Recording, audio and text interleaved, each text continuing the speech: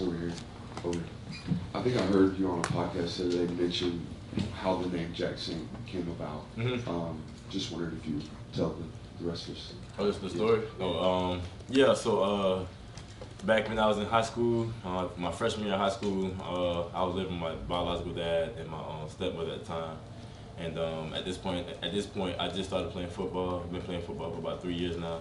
And I just got accepted to go to St. Thomas Aquinas down in South Florida. It's one of like the most prestigious schools in the nation for football. And it was one of my dreams because my cousin Sam Bruce, he played at St. Thomas, and I used to look up to him, so I knew I wanted to be there and play there. So at the time, my parents ended up, getting into whatever they was getting into, and they ended up separating. And I started living with my youth football coach, and his wife and his kids. He had 2 kids at the time. And I started living there. At first, it was just to be there until my dad got back on his feet. But I say after the first year, I wasn't hearing from my dad much. He wasn't calling me. I was trying to call him to get in contact with him. He wasn't answering the phone, nothing like that. So I just stayed there until my senior year when it was time to apply for college and sign yeah. So I needed a legal parent or a legal guardian, and I ain't had neither one of them. So I was 18 at the time, so I decided, I'm 18, I can make the decision on myself. So I decided to let them adopt me. So that's how I got the last name, Jacksaint. Marcus, do you feel like there's any more pressure on you or anyone else on the offense after losing Brock? Do you feel like there's added pressure at all? I feel like there's no added pressure, just an opportunity for everybody, and as a whole, as a team, to step up in their parts, to just to step up, give 5% better in their grouping, whether that be tight ends, receivers, running backs, D-line, O-line, just everybody just to step up and just pick up a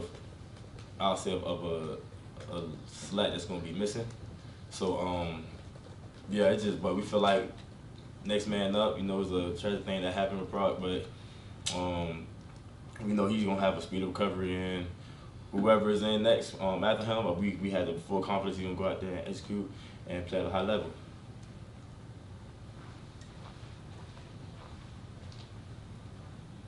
Hey Marcus, Kirby was talking about how when you're talking about losing a guy like Brock Bowers, one player can't step up and be Superman. It really does have to be a group effort. How much does it fall on kind of everyone's shoulders to make sure there's not that slack like you were talking about? Like I said earlier, it really falls on everybody's shoulders to to buy in and to come together, knowing that a big part of the team, a big part of the offense is missing. So just we're coming in every day, especially during this time, during this bye week time, to get better on ourselves, and just to see what can we do to get better. And that's right now. That's the plan. That's what we're focusing on right now. Obviously, no one guy can replicate what Brock does, but Oscar Dell being in that tight end room, what have you seen from him, and what has sort of allowed him to, even before Brock's injury, emerge as a contributor for Georgia this year? I've seen a tough, resilient guy.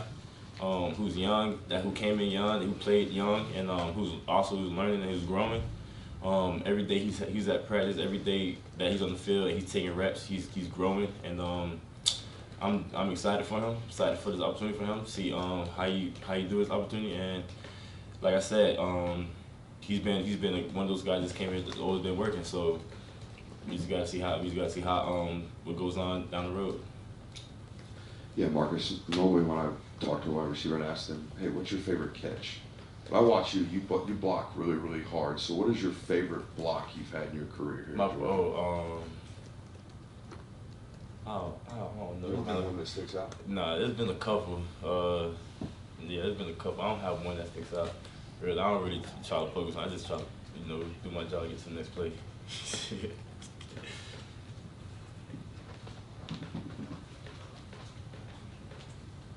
Hey Marcus, I know it's a different type of injury, but you've gone through a pretty significant one earlier in your career. Brock's dealing with one that, the timeline is what it is. I mean, what is your advice to him when you go through an injury that seems like it could be detrimental to a season, for a specific player? To keep your head up, you definitely gonna have doubts. You definitely gonna be down on yourself. It's gonna be you're gonna be missing a lot of the team. Like just being with the team and doing the things that you were doing all year and the work and the grind. You're gonna miss that part, but definitely keep your head up. It's time for you to get your mind right. So basically, get your body right and focus on the injury. Focus on trying to get back. Focus on trying to get healthy. So I know Brock. He's a hard worker, and he comes in. He works his tails off every day. So he's gonna attack just like he attacks everything. Marcus, not having George Pickens and A.D. Mitchell for long stretches, last couple of years, and you guys still winning the national title, is that something that you guys can remember that losing a talent like Brock is something that you might be able to overcome? Like I said earlier, it's something that we're gonna have to overcome. Something that we're gonna have to, we all collectively gonna have to step up and play better, perform at perform at a high level. So even though we missing a piece to the puzzle, but like I said, we got other guys that's ready to step up and who's the next man up. Marcus, I don't know if you guys have watched the replay of the game yet, and I know there's nothing. Kirby made it clear there's nothing good about throwing interceptions, but to see your quarterback hit somebody like that, was that did it catch you off guard a little bit? Did you know that Carson could light somebody up like that? Yeah, that definitely caught me off guard. I was in on that play too, and I'm watching him cover down, and I was not expecting him to throw his body at him like that. But that just shows you the type of guy Carson is. Even though he's a quarterback, he's not scared to get hit. He's not scared to hit somebody. So it's that type of toughness and the type of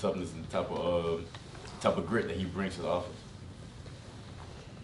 Yeah, from your perspective, did you notice there was anything sort of different about Vanderbilt's turf? It seemed like a lot of guys were sort of slipping and sliding around the field there, and obviously Brock getting hurt, Xavier, Ken also picking up injuries there. I guess the turf was slippery a little bit, but like I said, we can't really control that. The other team was playing the same elements we was playing in, and then that's part of the game. That's an element or something that we can't control. Is just we gotta be able to keep our feet underneath ourselves. So but turf was slippery though. It was very bad. More questions for Marcus? All right, we go with Mark? Yeah. Can you put in words what you think Brock means to this offense? And, because obviously he's going to be missing for a little bit. What's the adjustment from, what you guys do? There's no adjustment right now. As of right now, I feel there's no adjustment that we can do. Just keep doing what we've been doing. Chopping wood, trying to get through every week on how can we get better as an offense, how can we get better as a team, how can we get better as a group. So like I said, next man up, they gotta be ready. All right, thank you, Marcus. Thank you.